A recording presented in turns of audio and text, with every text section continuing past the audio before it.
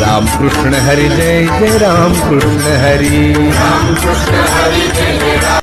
बघितलं माऊली, एक वर्ग असा आहे या समाजामध्ये ज्याच्या जीवनामध्ये संसारही नाही आणि परमार्थ सुद्धा नाही.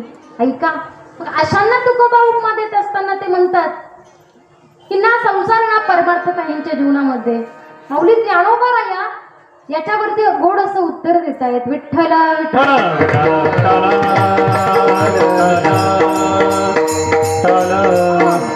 माऊली ज्ञानोबा रायांनी गोड असं उत्तर दिलेलं आहे. ज्ञानोबा सांगतात जसं की माऊली भेंडाचं झाड पहा तुम्ही, भेंडाचं झाड पाहिलं का बाबा? भेंडाचं झाड आता आहेत की नाही माहित नाही, पण भेंडाचं झाड उंच वाढणारं झाड, बरोबर आहेत ना बाबा?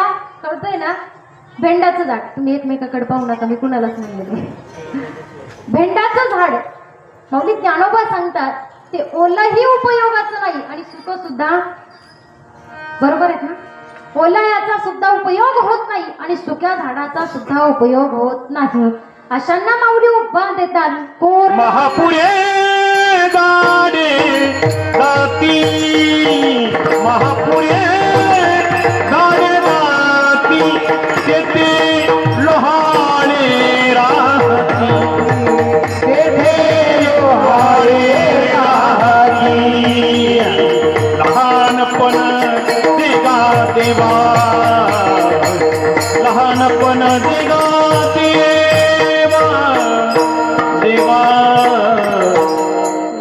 महापुरे झाडे जातील तेथे लोहाळे राहतील. किंवा आणखी एक माऊली ज्ञानोबा या सांगतात भेंडाचं झाड जसं ओलही उपयोगाचं नाही आणि सुखही उपयोगाचं नाही. माऊली वयाच्या 16व्या वर्षी आहे ना तरुण्यातलं तरुणाईला तत्वनिष्ठ ज्ञान देणाऱ्या माऊली ज्ञानोबा यांची गोड अशी उभी समोर येते. माऊली ऐका, खरं तर भगवान कृष्ण कन्हैया परमात्म्याने सांगितलेली जी गीता आहे ना ती गीता गायीचं दूध आहे आणि माझ्या माऊली ज्ञानोबा यांची जी ज्ञानेश्वरी आहे ना हे माईचं दूध आहे. माईच्या दुधानं सांगितलं माऊली कोरडा ना ओला उपेगाठी गेला तो वाढवणी मोडला भेंडू जैसा. जसं भेंडाचं झाड ओलही उपयोगाचं नाही आणि सुखही उपयोगाचं नाही, तसं काही माणसांच्या जीवनामध्ये संसारही महत्वाचा नाही आहे आणि परमार्थ सुद्धा त्यांच्या डोक्यामध्ये नाही. विठ्ठल विठ्ठल.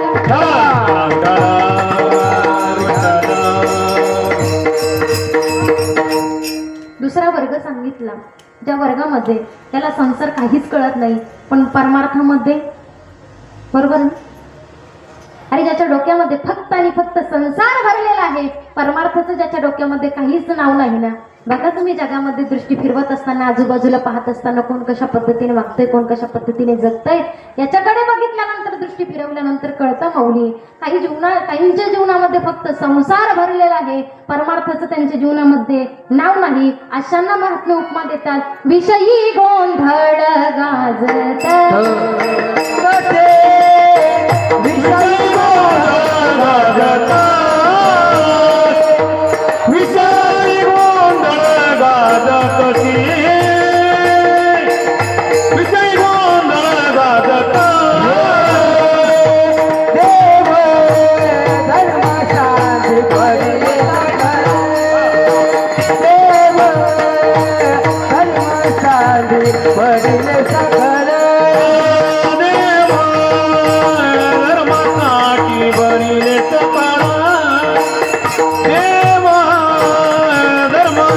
बरीले सफळ, विषयी गोंधळ गाजत से, विषयी गोंधळ गाजत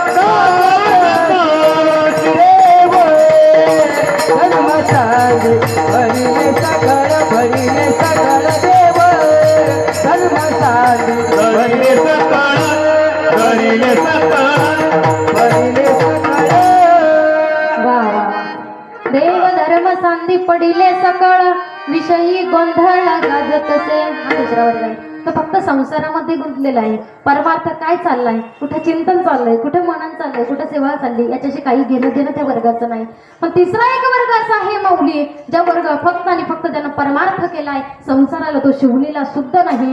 या वर्गामध्ये एकच महान विभूती पडते, त्याचं नाव आहे शुकदेव शुक्राचार्य. ऐका, जन्मता संसार तेजेला शुके तोची निष्कलंक तुका म्हणे. आणि चौथा वर्ग असा आहे, ज्या वर्गानं तुम्हाला सामान्य जनतेला उपदेश केला माऊली, आणि त्या वर्गामध्ये तेही मोडलेले होते, ज्यांनी संसारही केला आणि परमार्थही केला. संसार सोहळे भोगिते सकळ, बघता त्यांचे बळ विठोबाचे. मग ऐका, संसारातही राहून परमार्थ केला. परमार्थ करणं म्हणजे काय, भगवान परमात्माचं नामचिंतन, म्हणून सेवा पूजा अर्चा ध्यान धारणा करणं, इति नाव परमार्थ विठ्ठल.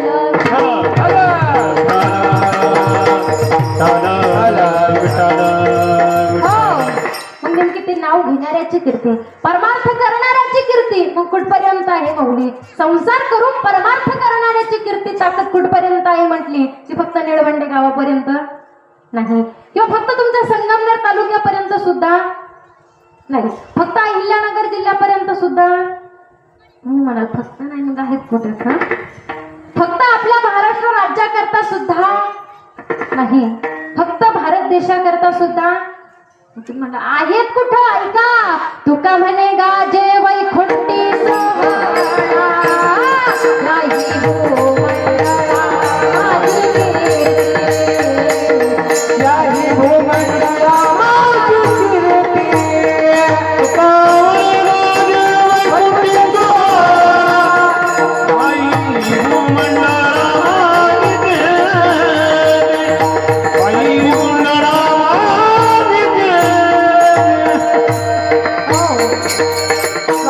नाव घेणाऱ्याची कीर्ती, संसार करून परमार्थ करणाऱ्याची कीर्ती. त्या ठिकाणी तुका म्हणे गाजे वैकुंठी सोहळा, याही भूमंडळा माझी कीर्ती. विठ्ठल विठ्ठल.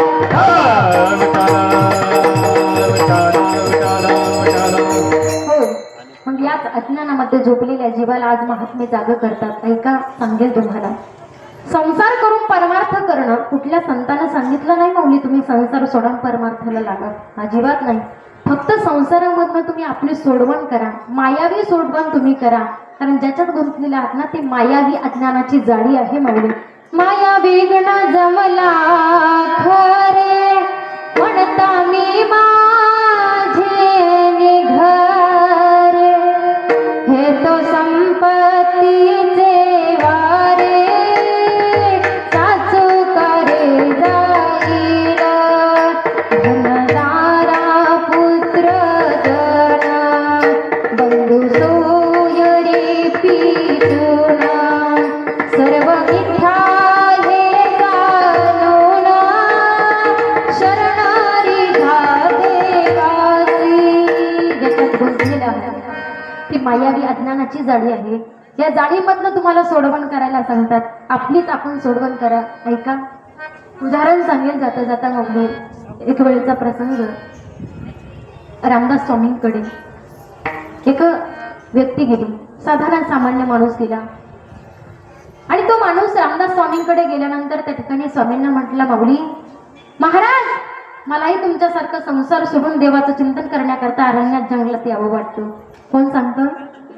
हा ना तुम्ही कोण? सामान्य असणारी ती व्यक्ती सांगते रामदास स्वामींना, स्वामी मलाही तुमच्यासारखं संसार, त्या ठिकाणी संसार सोडून देवाचं चिंतन करण्याकरता अरण्यात जंगलात यावंसं वाटतं, पण काही केलं संसार मात्र सुटत नाही. त्यावेळेला ऐका, रामदास स्वामींनी बघितलं संसार मात्र काही सोडत नाही. स्वामींनी बघितलं, रामदास स्वामींजवळ जवळ असणारं एक मोठं झाड होतं माऊली. त्या झाडाजवळ रामदास स्वामी गेले आणि त्या झाडाला जाऊन गच्च मिठी मारली. झाडाला कवटाळला, झाडाला मिठी मारली. पण झाडाला मिठी मारल्यानंतर ती रामदास स्वामी मोठ्यानं म्हणायला लागले, इथं कुणी आहेत का? मला सोडवा, मला सोडवा. झाड काय मला सोडत? कोण म्हणतंय? रामदास स्वामी म्हणतायत. आणि हे ऐकलं जो महाशय तिथे ऐकण्याकरता, सल्ला घेण्याकरता आला होता, त्यानं सांगितलं, महाराज तुम्ही स्वतः त्या झाडाला धरलंय हो. समजने वाले को इशारा काफी होता है. ज्यांची बुद्धी फार पुढे चालते ना, त्यांना आत्ताच तात्पर्य कळालंय. पण ऐका, रामदास स्वामींनी सांगितलं, दादा या ठिकाणी झाडाला मी धरलेला आहे. त्या ठिकाणी तो महाशय म्हणतोय, तो आलेला व्यक्ती म्हणतोय की महाराज तुम्ही त्या झाडाला धरलेला आहे, झाडानं तुम्हाला धरलेलं नाही. रामदास स्वामी म्हणतात मला तेच सांगायचं आहे तुला, तू स्वतः संसाराला कवटाळलेला आहे, संसाराला तुम्ही धरलेला आहे, संसारानं तुम्हाला धरलेलं नाही. संसार सोडून तुम्ही परमार्थामध्ये लागू शकतात, संसार करून तुम्ही परमार्थ करू शकतात, पण तो परमार्थ करत असताना तुम्ही अज्ञानाच्या झोपेतनं जाग व्हायला हवं. आणि यदा कदाचित जर तुम्ही अज्ञानाच्या झोपेतनं जाग झालात तर अनन्य भावाने आणि अनन्यतेने तुम्ही त्या परमात्म्याला शरण जा. कुठल्या परमात्म्याला शरण जाऊ दारा